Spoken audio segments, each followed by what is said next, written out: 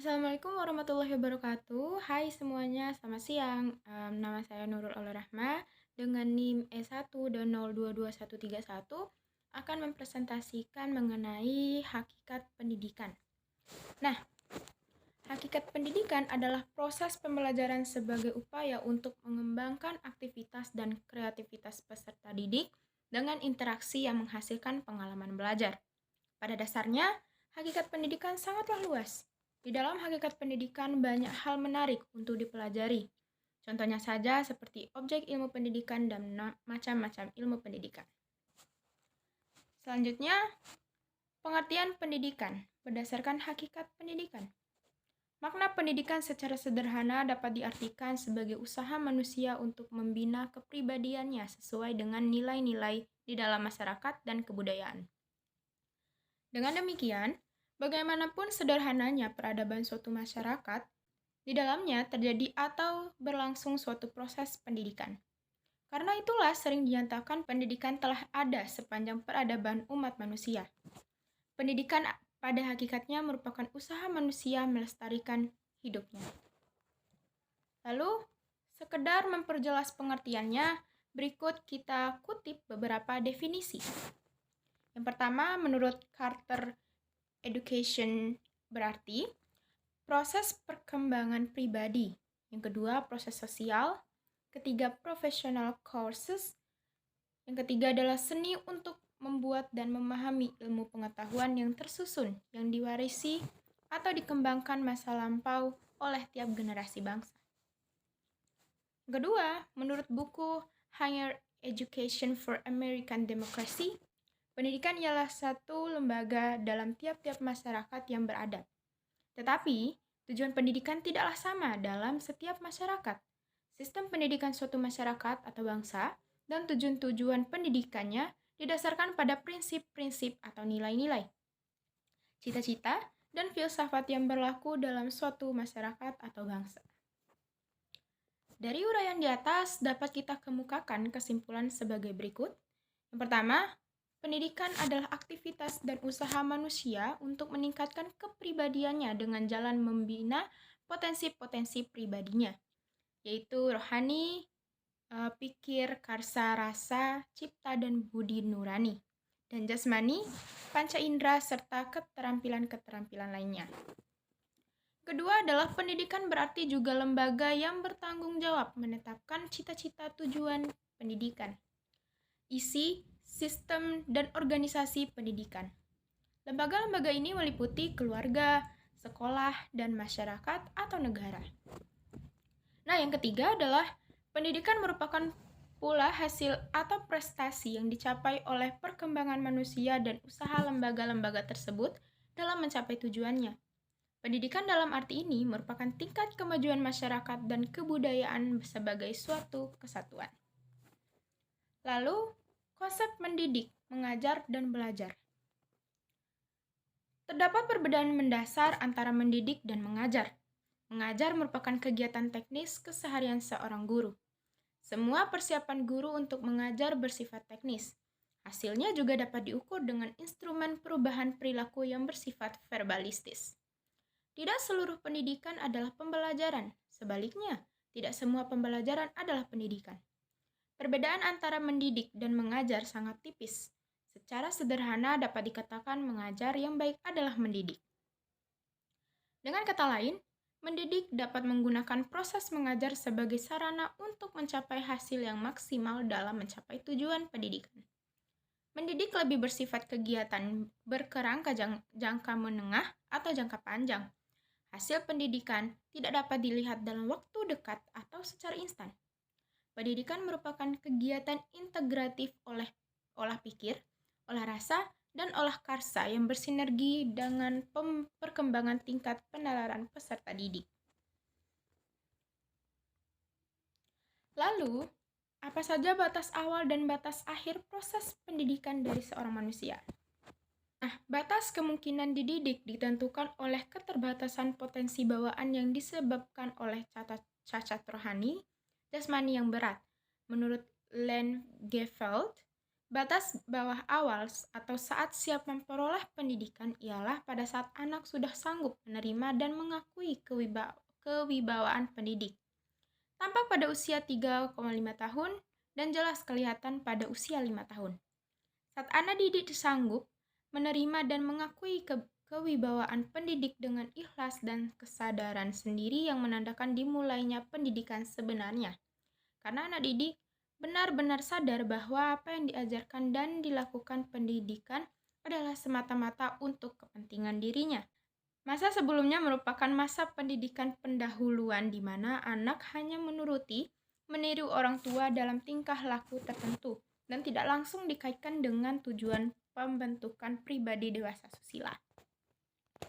Selanjutnya dikatakan olehnya bahwa seseorang telah menyelesaikan pendidikannya bila mana telah mencapai pribadi dewasa susila.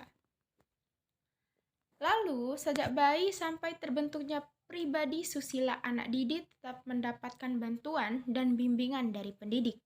Dan setelah menyelesaikan pendidikannya, tak ada lagi ikatan antara pendidik dan anak didik. Anak didik itu sendiri akan terus menyempurnakan hidupnya, namun pada saat-saat tertentu dapat saja memperoleh pendidikan untuk menyempurnakan kepribadiannya. Oleh karena itu, pendidikan bisa berlangsung seumur hidup. Lalu, pendidikan sepanjang hayat. Lifelong education cenderung melihat pendidikan sebagai kegiatan kehidupan dalam masyarakat untuk mencapai perwujudan manusia secara penuh yang berjalan terus-menerus seolah-olah tidak ada batasannya sampai meninggal.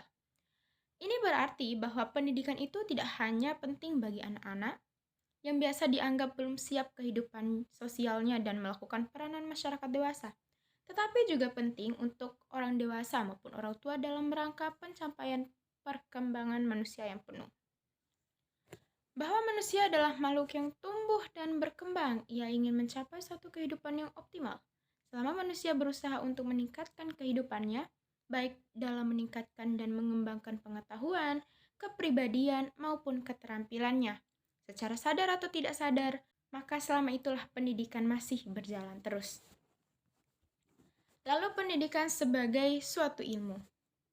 Pendidikan merupakan salah satu faktor penting yang dapat digunakan merealisasi bakat-bakat yang dibawa manusia sejak lahir, seperti talenta, teori konvergensi, sehingga manusia mempunyai keterampilan yang dapat digunakan untuk menghidupi dirinya sendiri. Bila semua masyarakat mempunyai keterampilan yang berguna, dapat diharapkan akan muncul masyarakat yang dinamis, efektif, dan produktif. Sasaran terakhir dari masyarakat yang seperti itu adalah pencapaian cita-cita bangsa sesuai isi pembukaan Undang-Undang Dasar 1945, alinea 4 ayat 1, yaitu memajukan kesejahteraan umum dan mencerdaskan kehidupan bangsa. Kesejahteraan individu-individu melalui penghasilan yang diperolehnya. Sedang penghasilan dapat dicapai bila manusia memiliki keterampilan dari hasil pendidikannya. Lalu, apa saja objek ilmu pendidikan itu? Yang pertama, anak didik dan pendidik. Yang kedua, materi pendidikan. Ketiga, metodologi pendidikan. Keempat, evaluasi pengajaran. 5, alat-alat pendidikan. 6, lingkungan sekitar. Dan terakhir adalah tujuan dari pendidikan itu sendiri. Lalu selanjutnya adalah hubungan antara ilmu pendidikan teoritis dan praktis. Pada dasarnya, semua ilmu dapat dibagi menjadi dua, yaitu ilmu murni dan ilmu terapan. Ilmu murni, ilmu yang membahas atau mendalami ilmu itu sendiri. Dalam pendidikan, ilmu murni akan tampak dari adanya usaha membahas teori-teori pendidikan secara dalam sampai tingkat elementer atomistik. Yang kedua adalah ilmu terapan. Ilmu terapan ialah usaha-usaha menerapkan dalam kegiatan proses kehidupan sebagai alat yang memudahkan kehidupan.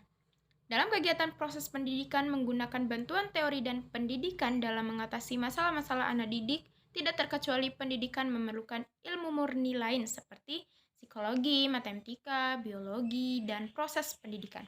Jadi dapat dikatakan bahwa ilmu pendidikan tidak dapat berdiri sendiri. Lalu yang kedua adalah ulasan artikel kondisi pendidikan di Indonesia sesuai hakikat pendidikan. Bisa dilihat artikelnya di sini. Nah, kualitas pendidikan di Indonesia saat ini sangat memprihatinkan. Ini dibuktikan antara lain dengan data UNESCO tahun 2000 tentang peringkat Indeks Pengembangan Manusia Human Development Index, yaitu komposisi dari peringkat pencapaian pendidikan, kesehatan, dan penghasilan per kepala yang menunjukkan bahwa Indeks Pengembangan Manusia Indonesia semakin menurun.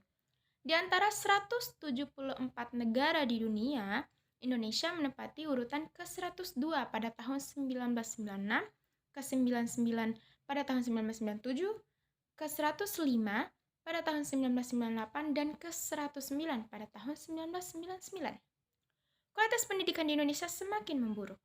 Hal ini terbukti dari kualitas guru, sarana belajar, dan murid-muridnya. Sarana pembelajaran juga turut menjadi faktor semakin terpuruknya pendidikan di Indonesia, terutama bagi penduduk di daerah terbelakang. Nah, apa sih yang menyebabkan rendahnya kualitas pendidikan di Indonesia? Yang pertama adalah efektivitas pendidikan di Indonesia. Pendidikan yang efektif adalah suatu pendidikan yang memungkinkan peserta didik untuk dapat belajar dengan mudah, menyenangkan, dan dapat tercapai tujuan sesuai dengan yang diharapkan. Efektivitas pendidikan di Indonesia sangat rendah setelah praktisi pendidikan melakukan penelitian dan survei ke lapangan. Salah satu penyebabnya adalah tidak adanya tujuan pendidikan yang jelas sebelum kegiatan pembelajaran dilaksanakan. Hal ini menyebabkan peserta didik dan pendidik tidak tahu goal apa yang akan dihasilkan sehingga tidak mempunyai gambaran yang jelas dalam proses pendidikan. Nah, selanjutnya adalah efisiensi pengajaran di Indonesia. Efisiensi adalah bagaimana menghasilkan efektivitas dari suatu tujuan dengan proses yang lebih murah. Beberapa masalah efisiensi pengajaran di Indonesia adalah mahalnya biaya pendidikan, waktu yang digunakan dalam proses pendidikan, mutu pengajar, dan banyak hal lain yang menyebabkan kurang efisiennya proses pendidikan di Indonesia, yang juga berpengaruh dalam peningkatan sumber daya manusia Indonesia yang lebih baik. Nah, yang ketiga adalah standarisasi pendidikan di Indonesia. Seperti yang kita lihat sekarang, standar dan kompetensi dalam pendidikan formal maupun informal terlihat hanya keranjingan terhadap standar dan kompetensi. Kualitas pendidikan diukur oleh standar dan kompetensi di dalam berbagai versi. Demikian pula sehingga dibentuk badan-badan baru untuk melaksanakan standarisasi dan kompetensi tersebut seperti Badan Standarisasi Nasional Pendidikan atau yang disebut dengan BSNP. Peserta didik terkadang hanya memikirkan bagaimana agar mencapai standar pendidikan saja, bukan bagaimana agar pendidikan yang diambil efektif dan dapat digunakan. Tidak peduli bagaimana cara agar memperoleh hasil atau lebih spesifiknya nilai yang diperoleh, yang terpenting adalah memenuhi nilai di atas standar saja. Nah, selain beberapa penyebab rendahnya kualitas pendidikan di atas, berikut ini adalah saya akan paparkan pula secara khusus beberapa masalah yang menyebabkan rendahnya kualitas pendidikan di Indonesia. Yang pertama adalah rendahnya kualitas sarana fisik, kedua rendahnya kualitas guru, ketiga rendahnya kesejahteraan guru, keempat rendahnya prestasi siswa, kelima kurangnya pemerataan kesempatan pendidikan, dan yang terakhir adalah rendahnya relevansi pendidikan dengan kebutuhan. Selanjutnya adalah solusi dari permasalahan-permasalahan pendidikan di Indonesia yang saya jabarkan di atas. Nah, solusi dari permasalahan-permasalahan pendidikan di Indonesia untuk mengatasi masalah-masalah di atas secara garis besar ada dua, yaitu pertama, solusi sistemik, yakni solusi dengan mengubah sistem-sistem sosial yang berkaitan dengan sistem pendidikan. Seperti diketahui, sistem pendidikan sangat berkaitan dengan sistem ekonomi yang diterapkan.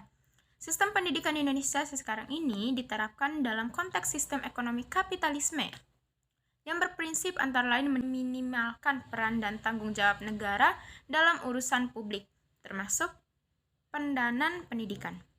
Maka, solusi untuk masalah-masalah yang ada, khususnya yang menyangkut perihal pembiayaan, seperti rendahnya sarana fisik, kesejahteraan guru, dan mahalnya biaya pendidikan, berarti menuntut juga perubahan sistem ekonomi yang ada. Akan sangat kurang efektif kita menerapkan sistem pendidikan Islam dalam atmosfer sistem ekonomi kapitalis yang kejam.